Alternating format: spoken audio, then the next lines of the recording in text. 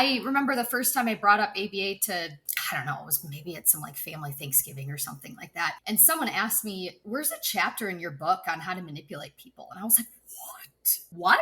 Is this what people think our science is? It's behavior, bitches. Hey guys, it's Liat. Welcome back to today's episode of Behavior Bitches Podcast. Today is an exciting day because I always say it's exciting. I know, because life is just so exciting. Am I right? Toxic positivity. Today, we're joined by Kendall Ryndak Samuel. She's a BCBA, also known as the behavior influencer. Kendall's been a BCBA since 2017 and has made it her mission to make behavior analysis accessible, relatable, and dare we say, fun. Sounds like what we do over here at STUDYNOTESABA ABA and Behavior Bitches. She's the author of Talk Behavior to Me, the Routledge Dictionary of the top 150 behavior analytic terms and translations, a book that takes our super nerdy ABA jargon and translates it into a language that real humans can actually understand. I have a copy of this book. It's great, especially if you're trying to teach people maybe RBTs, families around you, the basic terms. This is a great resource to have. Kendall's also the founder and CEO of Behavior Influencer, where she helps ABA companies and professionals communicate their services in plain English, creates resources, trains staff, and basically serves as the communication liaison for our field. This is very needed. On top of that, she's a content creator on TikTok and Instagram, teaching audiences about ABA with a comedic twist, and she works with Team ABA as a sports and dissemination BCBA, helping athletes reach their performance goals while spreading the science of behavior far and wide. At the core of it all, Kendall is passionate about making ABA one of the most widely used sciences and ensuring that behavior professionals have endless opportunities across every specialty of the field. Welcome to the show, Kendall. Woo! Thank you for having me. Of course. If anyone's not watching this on YouTube, you probably are going to want to go to our YouTube and subscribe while you're at it and look at Kendall. Her hair and her makeup literally looks like she's a Dallas Cowboys cheerleader. She's like looking like, do you do this yourself? I did. You wouldn't notice though that my highlights are really grown out. I haven't had my hair done in probably 2 months, so that appointment's coming up in like 2 weeks. Well, it's looking balayage to me. By. It's looking balayage to me, so it's looking good. Thanks. I love it. So yeah, that's a little go subscribe to our YouTube, everyone, while we're at it. Kendall, I just want everyone to get to know you a little bit before they see you as this brilliant behavior analyst. So I put together a list of questions that you're going to answer. Not behavior analytic at all. I mean, if you want them to be, they can be. But what is your most recent ChatGPT search? Oh, let me look it up really quick. It is... Oops, can't share that one. What skills/mechanics would you teach to a beginner pitcher in order from first to last? Oh, she's using it for ABA. I like it in sports. Great. Mm-hmm. What's your go-to guilty pleasure show? Not The Bachelor anymore. White Lotus. Didn't want it to end, right? So good. So good. So good. Oh my God. If someone had to impersonate you, what's the first thing they do or say? Usually it would probably be talking about ABA, or when I really like something, I either say like dude, or I'll say like sick. What would I say? What would be mine? I'm trying to think. Yours would be like an Instagram reel explaining a behavior concept, spray tan. What else? People are going to impersonate Liat. You start with a spray tan. You make a couple Instagram reels. You record a podcast. I'm trying to think. I feel like I don't even know what I'd say. You go have any get a boba mannerisms? tea. I feel like I'd be like, I'd be running late. What's your most irrational fear? Getting caught out in the middle of the ocean with no help. Why would I be out there? What am I doing out there? How did you get there? I'm never out there. And the ocean at night, especially. Oh my God. Get out of here. When I see TikToks of people like running into the ocean holding hands with their friends, like, oh, this is so fun. Do you know how many sharks come up close and feed at night. You know how many jellyfish are up there close at night? Get out of there. Wait, I think the ocean is like absolutely petrifying. Like the size It and is scary. I love it, but it's scary. Who was your childhood celebrity crush? Ashton Leonardo Kutcher. DiCaprio from Titanic. Leonardo DiCaprio. Okay, I was an Ashton Kutcher girl. Specifically from Titanic. So good. Yeah, he's Leo, gone a little this, like down. He's gone a little downhill since. And yeah, he's a little rugged now, but it's okay. What's your go-to white lie? I can't because my mom needs help. Oh, that's good. I feel like I shouldn't even say mine out loud because I don't want anyone to know. I feel like right, you outed me, Liat. like, but that's okay. Like, your mom probably will listen because she's probably a big fan. So like she could know it, but that doesn't hurt her, so it's fine. That's fine. Right. Okay. And my last but not least, what's the most unhinged snack combo you secretly love? Snack combo? Cookie butter and apples. Oh wait, no. That's actually goes together. Oh, celery and peanut butter, cool. I'm just kidding. Unhinged? I don't know. Like I said, I could just down a whole box of Gushers by myself in one sitting. We should get together and do it. Actually, that's like yeah. Like the app GoPuff. Great. The app GoPuff. I don't know if you have it. I think it's like an app, like literally. I think it was originally made, I'm assuming, for stoners because like the only things they sell on there are like a stoner's dream, and like the Gusher packs they sell are like this big. And oh god, and like the sour flavors and like they're so good. It'd probably have to be Gushers or like which is not super unhinged, but the sweet chili Doritos and then grape soda. I am a sucker for grape soda. There are certain things I can't keep in my house. I have a whole series about it on TikTok, things I can't keep in my house because they're a trap, and I talk about how they're behavior traps. And one of them is grape soda. Another one is Gushers because I am not a safe human being with them. I will go through the entire pack by myself. No problem. And you have to get rid of it, obviously. That's what I do too. I'm like, I just need to get rid of them. Right. So it's an excuse. I'm like, well, this isn't good that I have it here, so I should probably, I need to get rid of it. So I'm just going to consume it all right now. Yep. I love it. Yikes. Okay, so that helps us get to know you a little better before we get into the show. Thank you. Perfect. Talk to me. How did you get this whole behavior influencer thing started? Tell us what you do. Share with the world. Okay, so the way I got started on social media was actually from someone I never thought was going to have influence over my professional career. It was my dad. So my parents are a huge part of my life, and they're like my best friends. So one day I was trying, right? And it's like the best. They're literally like in and out of the office 100 times a day. Like it's so good. My parents live about 4 minutes from me, and I know some people are probably like, oh my God, are they coming in all the time and visiting you? I mean, they don't do like unannounced visits, but it's amazing being so close to them. But anyways, so mine do. my dad and mom were watching some documentary on HBO. It was called Fake Famous.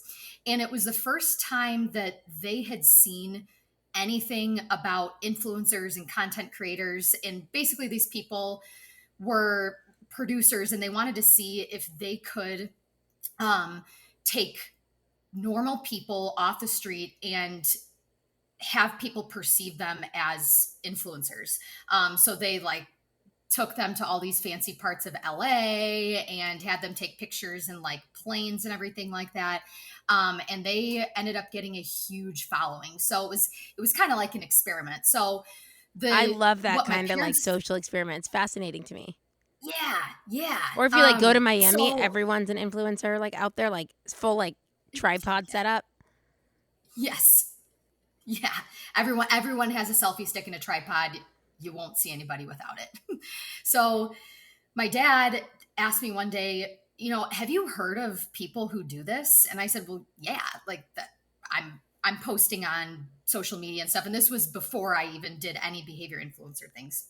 So he said, well, do you know how much money they could make? And I was like, I don't know. I mean, I know people are pretty successful at it. And he goes, well, I mean, that could be a really good thing for you. And you really like posting on social media. So why don't you try it? And I was like, oh, okay, well, what am I going to post about? He goes, well, I don't know many people that talk about what you do in ABA. So why don't you try that? And I was like, oh, okay. And at the time I was just posting about, The Bachelor and making fun of like all the crazy things that happen on the show. And people liked it. Speaking I of didn't have a which, huge I'm so following or sorry to anything. cut you off right now, but what do you think about It's the new okay. Bachelorette? You know what? I'm going to be honest. I haven't watched any of the Bachelor I stopped the universe last 3, but I shows. think with Mormon Wives with Taylor, I think I'm going to have to watch. I might have to get into it again. And Jeff, my husband, is like, please watch it again and post. It was so good. I'm like, I don't know. I'll think about it. So, yeah, that's where we are with The Bachelor right now. Haven't watched it in a while, but it was a good run. So it's good behavioral content. Right. Oh my God. Phenomenal. So I started posting about ABA. And then I also was like, I'm pretty good at coming up with easy to understand and like funny examples of all of our concepts and principles. And I noticed that when I was in school and then when I started obviously to post about it. And then I also noticed there's a huge barrier in our field. And this came up a lot in my practicum because that was the first time that I really worked in ABA. And I saw how hard it was for behavior professionals to speak in plain language to their clients, and then vice versa, to have our clients understand what it is that we were talking about. And a lot of the time, especially when we work in the space of autism and intellectual disabilities, people are coming in extremely emotional because they didn't anticipate this to happen to their child or their family member. And now they're having to deal with this whole other side of healthcare and services, and they just don't know what's going on. And the problem is that when you take that and then you also mix it in with a really confusing language and a science that not many people have heard about, you're going to get people who are like, what? What are you going to do with my child's environment? It's like you're already like shook and depressed by this. And then it's like talking about words like chaining, extinction, punishment, and like, what are you doing to my kid? Yeah. And you know what? I would feel the same way. And you go into your doctor's office, the second they throw at you some kind of jargon term for some like diagnosis, you're like, what's that? And it's scary. And it's the same stuff that happens with us. And it happens too frequently. So I went from, this is like a fun, unnecessary skill that I have of just making ABA fun and relatable to, oh boy, I really need to help people with this because not many people can talk basically about our science. So I ended up doing a couple presentations. I spoke at ABAI a few years ago. And then I've connected with some of the leading dissemination behavior analysts in our field, and they've really helped me get to where I am today, which is running my company, making resources for everybody, behavior professionals, non-behavior professionals, to help understand what the science is, how to communicate it. And I'm doing that through, like I said, my company, services, resources, social media. I'm trying to get as much information out there as possible so that people understand what our science is. There is less confusion, and we can all just live in harmony. It's true. I mean, the first CEU that I taught actually on like Study Notes ABA CEU part was how ABA sucks at marketing. And it's so funny to me because like teaching this test prep, like Study Notes ABA is like, that's our brand, is that we are, we're teaching you whatever the concept is, but I'm going to like relate it to real life. I'm going to relate it to marketing. I'm going to relate it to why you buy shit. Like when you check out at Marshall's and the, whatever it is. And it's like, it's so important to be able to generalize this information. But how are we doing such a poor job understanding behavior, how to get buy-in, how to get people in when we understand how it works? Like, we are literally doing the shittiest job of disseminating our science. Yep. And I had a conversation with someone yesterday about this. They were like, well, sometimes it's necessary to use jargon because that makes us seem more legitimate and that, we are qualified to do what we do. And I was like, yeah, but you have to know your audience. And a lot of the time we are talking with people about our science that have no idea what we do. So using jargon in those situations is not necessary. It's very wrong because you could turn somebody off. I remember the first time I brought up ABA to, I don't know, it was maybe at some like family Thanksgiving or something like that. And someone asked me, where's a chapter in your book on how to manipulate people? And I was like, what? Is this what people think our science is? And I was like, okay, wow, we have to, somehow I need to do a better job at bridging this gap and helping market the science in a very positive light, because there are a ton of positive things that we do. But that was like my first run in where I was like, yikes, that's not it. I mean, right. Because the thing is this, as behavior analysts talking to one another, we would use the word manipulate. Like, hey, so if you want to manipulate that behavior and create an establishing operation, blah, blah, blah, right? But as someone on the outside, like, we have to think of like what these words are conditioned to the general person outside. The word manipulation has a negative connotation immediately. Punishment sounds like you're doing something wrong immediately. It's not the idea that like you used a pen, it didn't work, and now you're not going to use it again, right? So, yep. 100%. It is something that we have to actively do. And I don't know who put this in the outline, whether it was you, because this outline is so beautifully done, or Martha. Who put this ethics code in here? One of you? I might have. You put in ethics code 2.08 potentially? Yeah. Yep. Well, I'm going to give you the credit for putting it in here, but I'm going to tell people what it is. Anyone listening? Okay. It's behavior, bitches. Hey guys, it's your favorite bitch, Liat here. Are you stressing about taking the BCBA or BCABA exam? Feeling like you don't know where to start? You got into this field, you're worried, your program didn't prepare you so much, you're wondering how you're going to get through grad school, then let alone take this test? Well, let me take that stress on for you. Over here at Study Notes ABA, this is what we do. We eat, breathe, sleep, thinking about the BCBA exam. I've been carrying around my Cooper book for the last 8 years so that you can chill. If you're getting ready to study and wondering what you could be doing, sign up for our live collective. It's 12 weeks, which is done over 24 classes. We meet twice a week. It's taught from actual BCBAs who have been there in your shoes studying for the exam. We make everything relatable, funny. You are actually going to enjoy the study process. And hold me to that. If you're not enjoying it, let me know. I'll be shocked. You get a study group, people who are studying the exact same thing, shared adversity. We could ask all your questions, and we take all the notes with you. You are going to have the most beautiful doodles by the end, and your Cooper book will seem way less scary. Are you worried about payment plans? We've got that too. We get what it's like being an RBT in the field.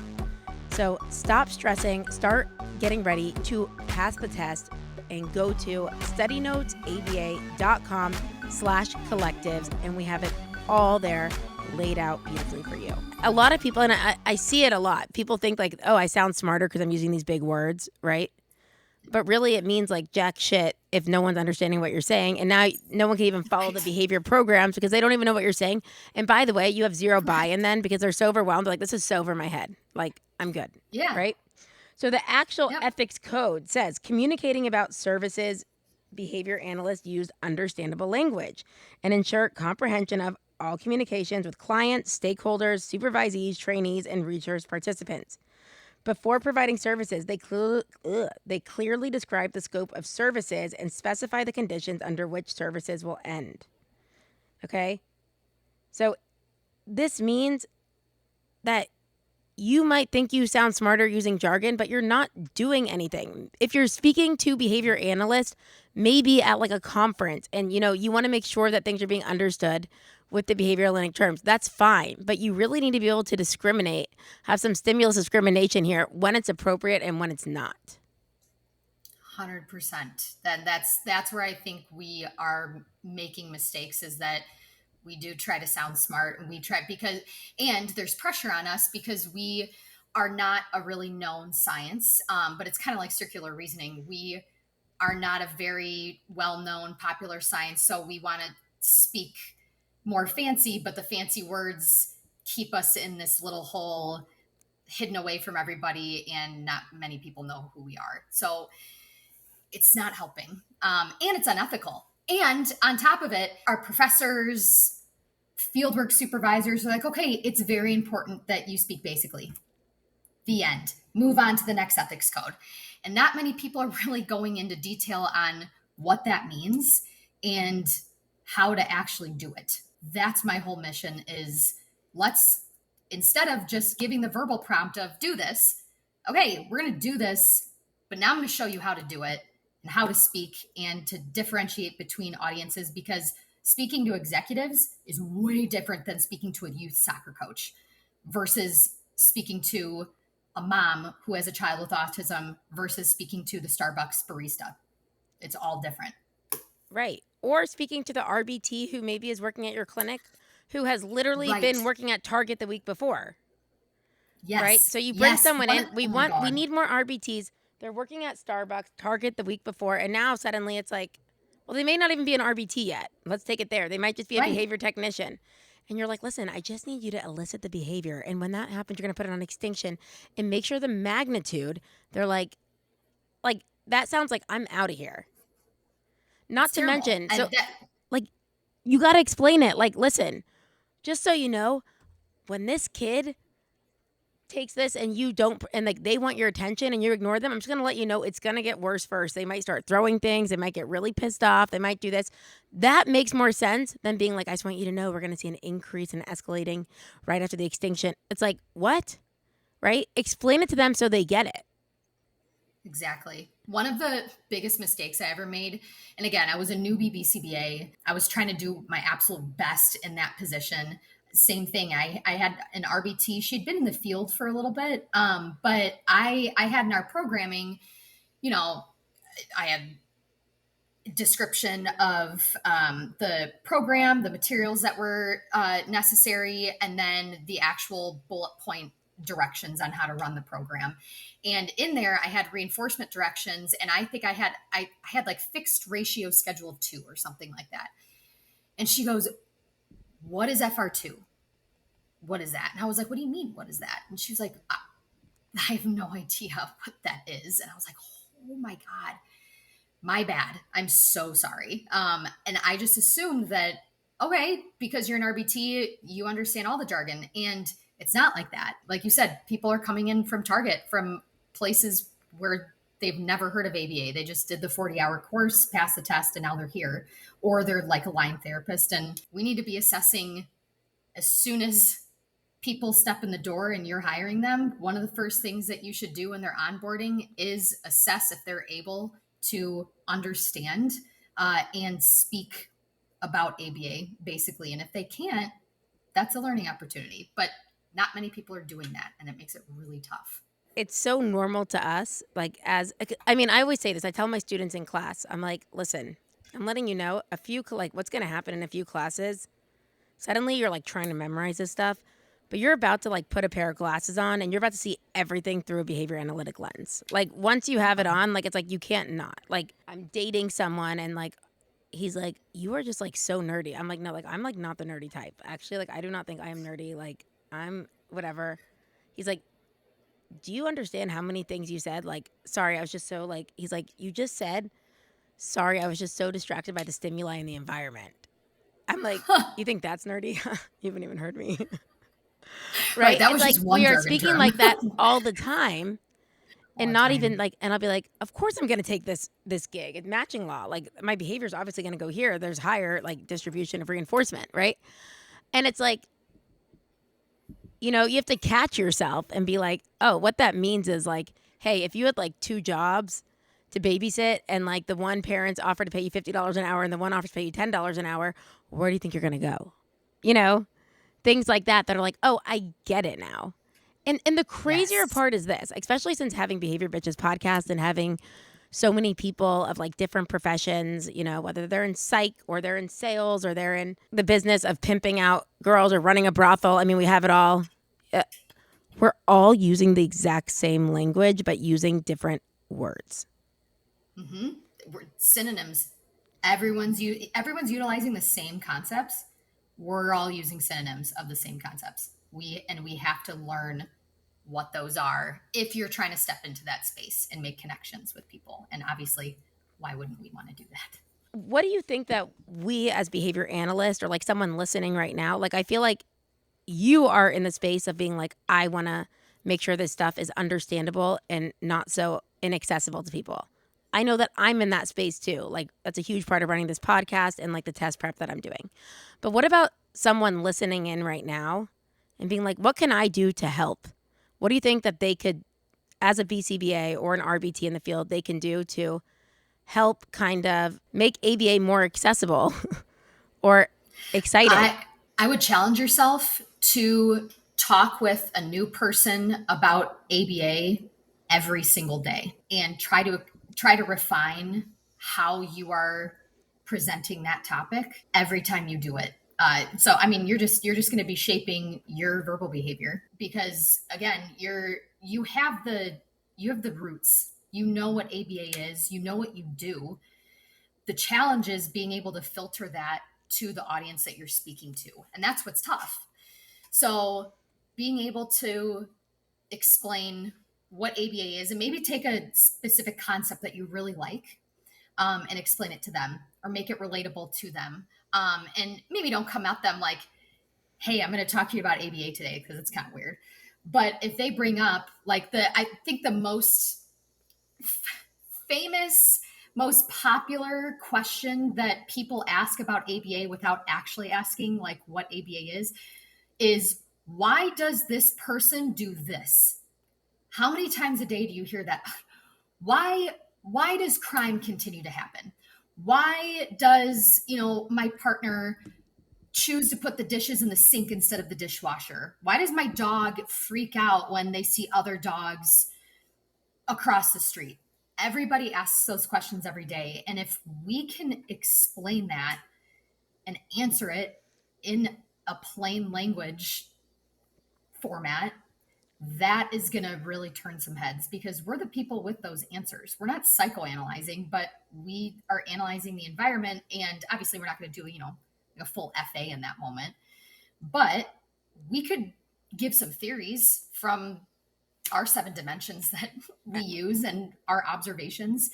So that's what I suggest. Challenge yourself to talk to a new person about ABA every day, because that is going to give you more learning opportunities and shape your behavior to be the best person to talk about ABA. I agree. And you're opening someone's brain, and like a real way to do it, like, listen, so if I'm talking to someone and they're 23, they don't have kids, I'm not going to give them an example about like parenting, like, oh, when you're trying to potty train your kid, right? And they're 23 and they don't know why the guy's not texting them back that they've been hooking up with for the last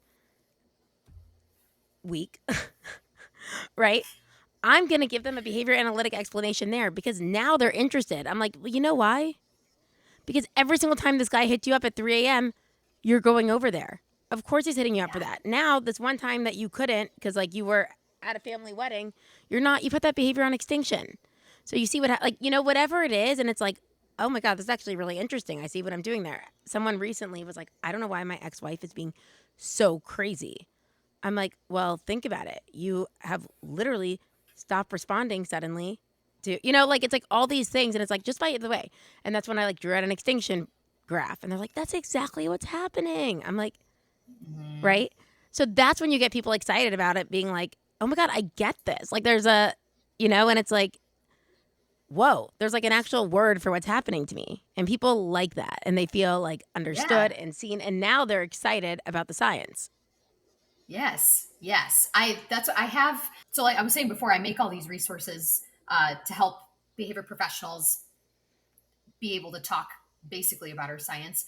One of the things that I have is it's a survey that you're supposed to give new clients before you even get into the initial assessment with them. And one of the questions on there is, what's your educational background? And then the very next question is, what's your profession? And the reason why I have those on there is, one, to know, okay, educational level, how basic do I need to be? Or how technical can I be with my language?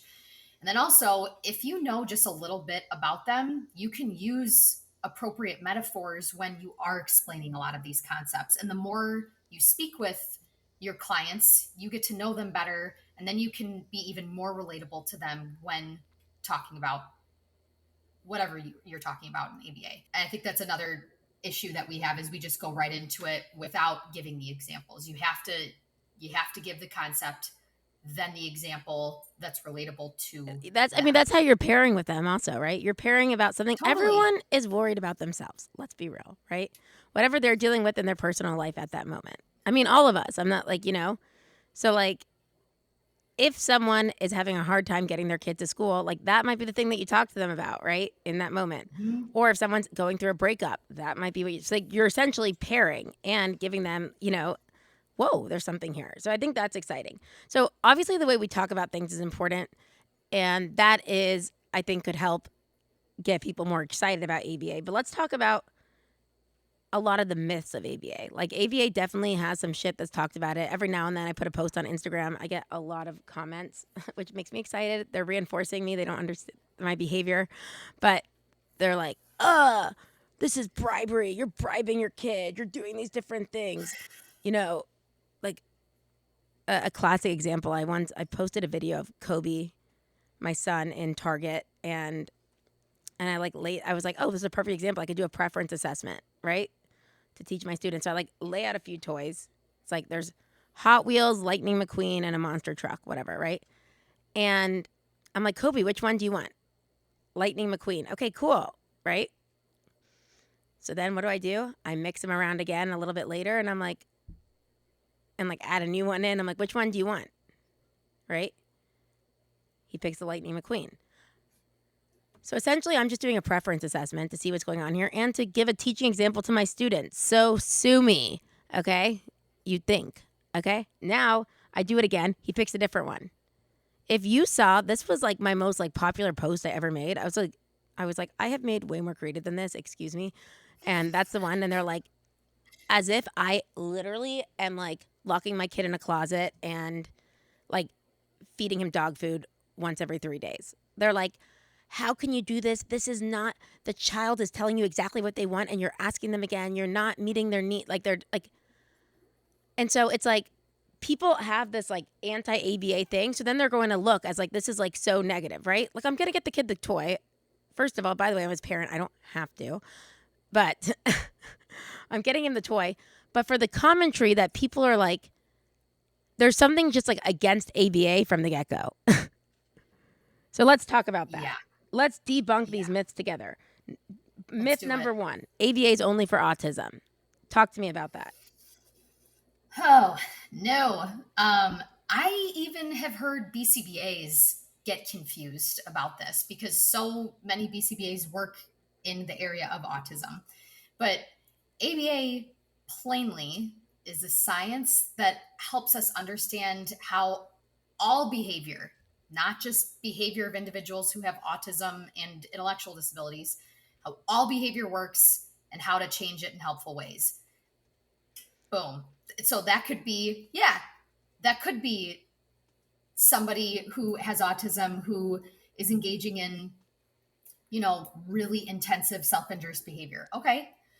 But that could also be working with an athlete to increase their confidence, to help them increase their free throw shots. It could also help somebody with their driving skills.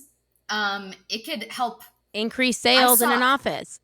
Oh my God. Yeah. I saw a job one time that was I think it was for the Air Force, one of the military branches, and they wanted a behavior scientist to come in and help decrease flight error in combat. I thought that was so cool. But that's also an example of how ABA can be used. So it's not just for behaviors that come from autism. And I think that word behavior is also what trips people up, because behavior is also looked at as a very negative word. A lot of the time, if you turn on the news at any time of the day, you're probably going to hear somebody say something about, we don't condone that behavior. That behavior was unnecessary or unlawful. Usually it's paired up with something that is not good. So whenever we say, oh, we are behavior analyst or we work on changing behavior, a lot of people think, oh, you're changing bad behavior. Got it. No, not always. But that's another part of the marketing that maybe we don't use that word all the time. Maybe we use something else like actions or skills or something like that. But yeah, 1000%. not just for autism. It's behavior, bitches. Are you a BCBA now and you are sad because you hate your job? Are you thinking, I worked so effing hard and here I am, dreading Monday? Well, you're not the only one. We get that message all the time and we decided to do something about it. Welcome our newest baby, Pair ABA by STUDYNOTESABA. What is this? Well, we pair you with jobs that you actually don't hate. Imagine that. Imagine going to work on Monday and being excited about it. Imagine working somewhere where you're appreciated, you're paid well, they're doing ethical practice, and you love what you do. Well, that's not impossible because we have formed Pair ABA, where we talk to clinics that we would actually want to work at. We're not going to send you anywhere. We are assessing these clinics to see, are they doing the good work? Are they not telling you one thing and then having you do another thing once you sign on? If you're concerned that you're not happy or you're feeling unsettled where you are, don't settle. Don't settle in relationships. Don't settle in work. Realize your value.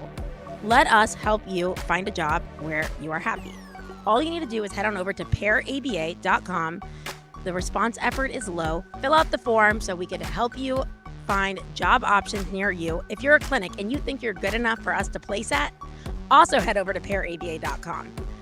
And we will see, are you good enough for our badass BCBAs who we protect? Go check it out, pairaba.com. Love you, mean it. I really feel like it's a superpower. Like when you understand how behavior works, it's like, dude, you could use this anywhere, anytime. There's so many companies too that are using ABA that either don't know it or their whole company is based on using ABA to help some industry or some population. The company I work for, Team ABA, it's a sports behavior analytic company. There's another company called Fabulous. That's a huge app. Pull up your iPhone, type in the Fabulous app. They do all like personal wellness goals, and it reminds me of like, it's not Jenny Craig because you're not losing weight. I mean, you could focus on losing weight, I guess, but they're using ABA on there. The Decision Lab is another one, and then there obviously are tons of different. I mean, yeah, my sister programs. did marketing for a couple years at Weight Watchers, and it was like so behavior, and she'd come to me about different things, and I'd be like, how do you know that people earning like the sticker after they've lost a pound is reinforcing enough? Like, have you guys actually like checked in on that? Or, what is that rewarding for everyone? It's just like my sister was consulting for Maggiano's, the restaurant. I don't know if I'm supposed to say names, but hopefully they listen. Our restaurant. So she was going to like do like their menu design, right? Like, and she's also looking at things behaviorally, like this should be located here if we want more people to buy it. But, like all of that, like positional, like stimulus prompts, whatever. And I was there and I just like went with her. They wanted us to try the food. So I just went as like not working, but just as a guest. And they were like, yeah, we're really trying to upsell like our Perrier water and like this like $8 take home pasta. So we're having a contest for the staff, and, whoever sells the most gets Texas Rangers tickets. I'm like, Texas Rangers, like baseball? And they're like, yeah. Like he was so excited. I was like, literally nothing would make me want to sell Perrier water and pasta less than the idea of going to sit at a Texas Rangers game in the 110-degree weather in Dallas. Like, that sounds horrible. So, like, it was like something Do you like that want simple where I 24/7? was like, have you guys thought about something more like generalized? Maybe like an Amazon gift card. They could buy what they want, or a Visa gift card, Yeah. you know? And it was Yeah. like that simple. Like, that's ABA right there, right? Like, looking at something, but I just like, it would seem so obvious to me. And I think sometimes, by the way, as behavior analysts, like things seem like, ugh, this just seems like too obvious to say. Like if I go into this house and I tell the parents like, oh, like just put the Oreos out of sight. You know, you're like, I feel bad. Like I'm getting paid for doing this, but it's like, it's because like that's No, just a that's pragmatic that's approach, it. right? Yeah. So it's just, that's it. So ABA is not only for autism, everyone. Next myth, ABA is bribery. Okay. This one people say all the time. All the time. All the time. Oh my God. um, Huge difference. We're putting in so much effort into our plans and our programming and why we do what we do. There is so much thought and researching that goes into just one behavior change program. So the best way I describe it is, all right, we are the difference between ABA, or even if you just take one concept, so positive reinforcement, that is a planned way to reward desirable actions. Before that instance even happened, you have planned out, you know what, this is probably going to happen, but I'm going to prompt the appropriate behavior. So everyone uses this example, how you go to the grocery store with your kid, you know that they're going to freak out if they don't get the candy that they really want. So you want them to stay calm when they're in the store. And they're going to get candy. They might not get that one that they're seeing, right in the checkout aisle, but you have a pretty similar one in the car. So you have planned all that out and you're telling them, hey, first we're going to go through the checkout line and then we're going to get in the car and you're going to get your airhead. And if they really Good love choice. that, great. That's positive reinforcement for them. Yeah. Right. I'm a big red and blue airhead girl. Blue and white. So Actually, good. watermelon also. Yeah, the white is so good. So good. They're all so good. It's watermelon. Side note, if you want to know about my sick snack addiction, please go on my TikTok and look at, I'm like addicted to Gushers. I can't have them in the house. That's a huge. Are you kidding? huge I put Kobe to reinforcer for bed me. and have at least 3 packs a night, every night. Wait. No, but like I eat them by the handful, like not even chill. Like it's zero. Oh my God, chill. yeah. You open it up, it's like Patrick Star. And by the way, like the tropical ones, Oh my God. Not They're strawberry. fantastic. I mean, I will eat the strawberry when the tropical ones are gone from the Costco box. But like the tropical ones, that and sour belts, like I can't get enough. Oh, wait, Costco they sell Gushers? Yeah, dude. Don't tell me that. Oh no. No, I don't need to know that. Okay. Anyways, back to the meat. When you're doing ABA formally, you're planning all this stuff out. Bribery is when you're in the moment and you are trying to think of, okay, how am I going to get out of this? How am I going to reward this just to get it to stop? So you're not putting thought into this really before it happens. Yeah, sometimes in ABA we have to kind of change on our feet. But again, all of that planning went into place before this situation even came up. So if your kid's whining in the store and it's not working, that they need to wait for, the treat in the car, and you're like, okay, well, just stay calm for a minute and then I'll get this for you. That's where we step into bribery. So that's the best way I describe it. I don't know if you have a better definition. I also always say like bribery, like when we look at our basic ABCs, the antecedent, behavior, and consequence, reinforcement happens in the consequent part, right? After the behavior has occurred, we are rewarding it or whatever it is, right? Now, bribery is actually done in the antecedent part ahead of time. So that's like, listen, this actually happened the other day. Kobe comes home with we're actually having like a major toy issue that like Kobe has been thinking that every single thing he does deserves a toy. Like it's Ooh. kind of crazy. And I started this in Israel this summer because like I didn't have any childcare. Like there was like between like rockets and like we had like 1 hour to go out between like we had to be in a bomb shelter. And so like our one activity we go to the toy store and it's like become like, oh, I just get toys for everything. So like anyways, why am I so the other day he comes home, like I was teaching that day. So like he was with the nanny and the nanny she's like, tell mommy what you got.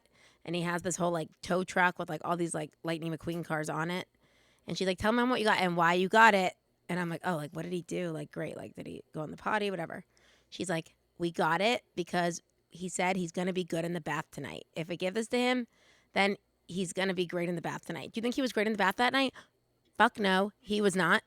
And he had the toy, and now it's like taking it away. So that, by the way, is bribery. If I'm like, I am in the antecedent, I'm getting you this toy so that you do a good job at this. Or like, I'm going to pay you this money so you shut up and don't say anything, right? That's bribery.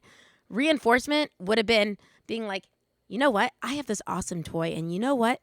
If you get in the bath tonight and you don't splash any of the water out and you get in and sit right on your bottom and get out in your pajamas, you could get the toy, right? So by the way, bribery, you're giving it beforehand. Reinforcement is after. And by the way, you could still say what the contingency is going to be. You could still let them know like, hey, by the way, if you have a great bath, you could get this toy. However, my son is starting to think that everything comes with a different Hot Wheel or a toy, or like if there's no toy nearby, then you better have an effing printer to print out pictures of the toys. Like our color ink is getting expensive around here.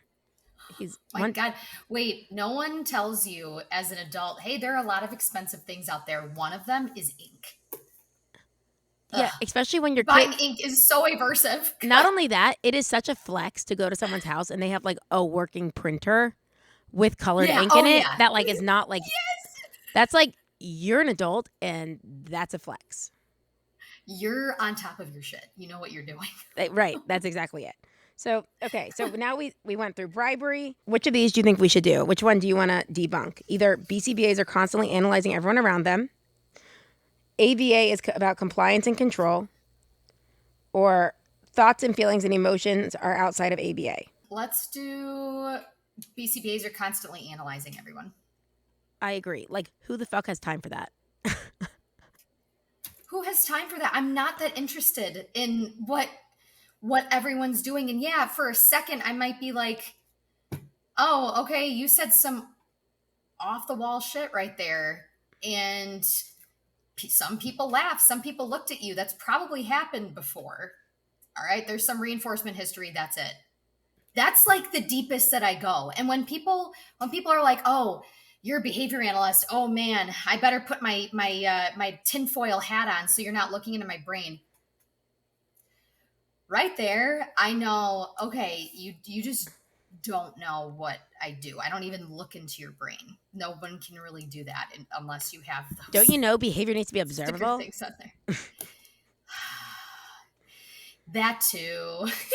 But yeah, I don't have time. I don't want to. I am so busy thinking about my next move and is my dog okay? And what are we having for dinner? That honestly, any time of the day, that's usually the one thing on my mind. What's for dinner? It's not me analyzing why you just went. Oh, I'm like supply chaining. Like, do we have pull-ups? Did we get pull-ups? Did I get that? Yeah. Did I do that Amazon return? Oh my God, the Amazon return window's closing.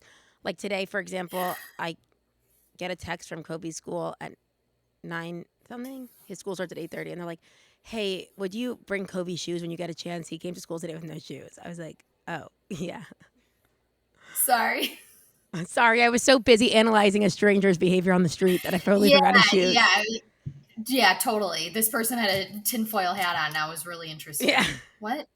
No. God. All right. Yeah, no, we're not. We're not analyzing all the time. Okay, and you know what? Actually, this one I think we should do this last one, which I didn't even give as an option because I didn't see it, but discrete trial is only done at tables with flashcards. Oh my God. Okay, I have a story about this. So obviously, okay, short answer, no.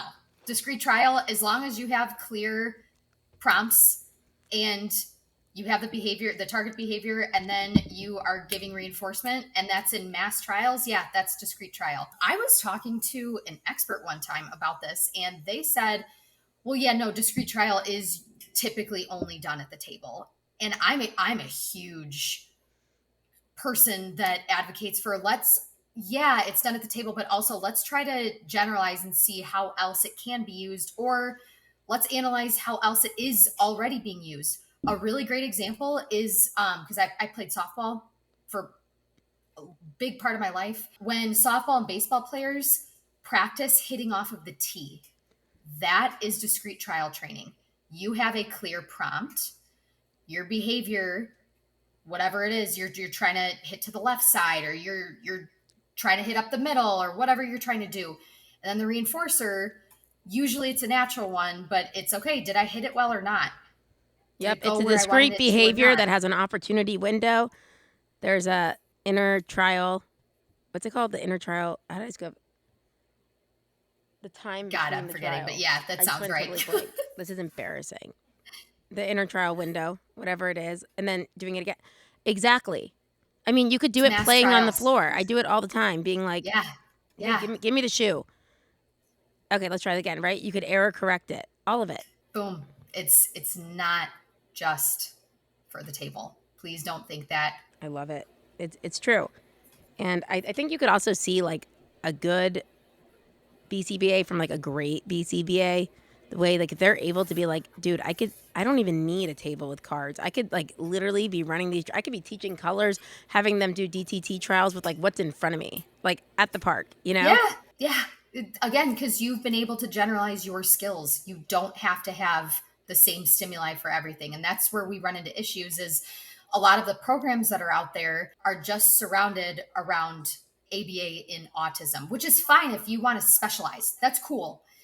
But we have a lot of people who are interested in general ABA and then specializing in a couple different areas. I think our college programs need to really refine what their goals are and make that even more obvious to potential students, because those students need to know what they're going to get into as well. That's why I loved my program, because we covered OBM, we covered autism. Where was your what program did you do? I did Lindenwood University. So it's a well, I know Lindenwood. You're talking about in St. Louis? Yeah. Cool. Oh my God, you know Lindenwood? What?